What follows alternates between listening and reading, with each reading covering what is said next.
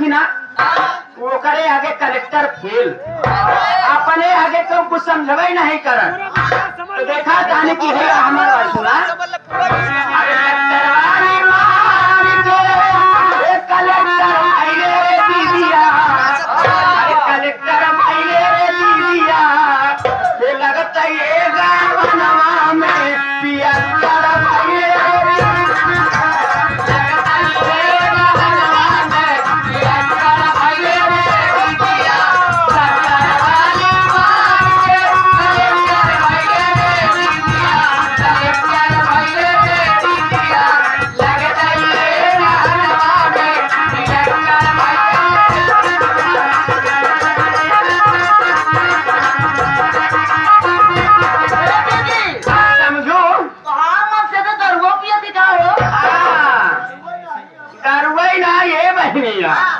एक नशा और करती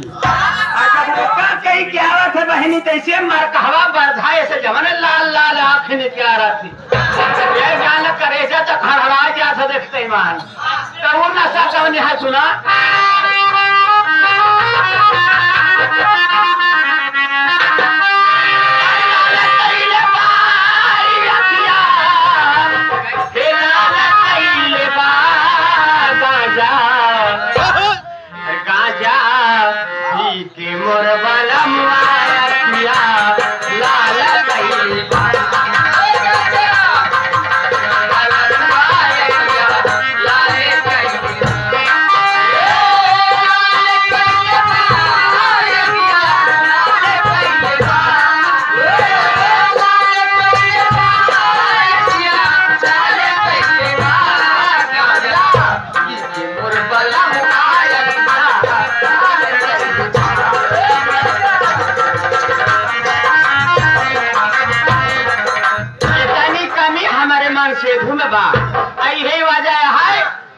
साल भरे के दिन बीत जाता भगवती गाड़े हम जाती नहीं है दीदी तोहार मन से तो गाजो पिया थी तब दिन रात बेलगम फेंकते ही रहती हो ए दीदिया इतना हंसी मजाक हम तो से बात पूछे चाहते ही ये ओठों में लाली लगा के आंखों में कजरा लगा के माथों में बिटिया सजा के आज जहाँ भी चली गई वो दीदी तो ए दीदिया आज ईश्वर श्रृंगार कही के आंख में कजरा लगाई के माथे पे विदिया सजाई के ओठों पे लाली लगाई के आज बिजली कहाँ गिरा जाना थी ये रावा आहा जाओ ना दादा उधर की पकड़ी बाने उधर की मोछ वाले है लंबी लंबी मोछिया है नहीं तो पर भाड़ा भगवती गाड़ू का भारत से पाछे पड़ा यहाँ दादा कहीं हराई चलवाई करिए दीदी अब लखा कहा कि हाँ दादा कहीं हराई चले अब ही जवान काम में दादा कहीं के बगल आए गई है ना आई आजकल के बेटाना जो ना ठाड़ है जगह पे पहुंचे है ना वही मुहारे लाए हराई पड़ी हमारे कहा के मतलब है तू कहाँ से आज बाटू कहाँ जात बाटू दीदी तू ए दीदिया ऐसे पूछा हमारे ही ग्राम सभा बरहादा तहसील रानीगंज जिला प्रतापगढ़ से अजाता ही बहनी ग्राम सभा सहजतपुर में हो ए दीदी हमारे घर वाली जो सरोज यहाँ के खेत के रही बा वो तेरे ही सुब्बे लक्ष्मी मानी मास्टर भंडारी लाल जोकर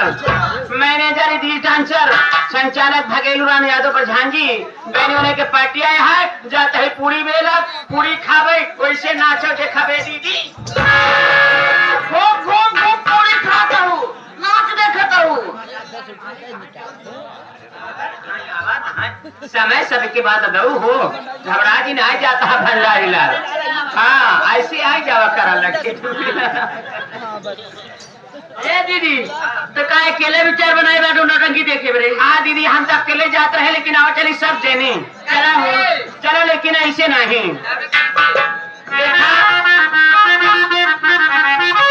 अरे नदिया में उमड़ा पानी ऐसे नदी में पानी बरसात में उमड़ा थे ऐसे हमारे जवानी उमड़ उमड़ रह जाता है ये दीदी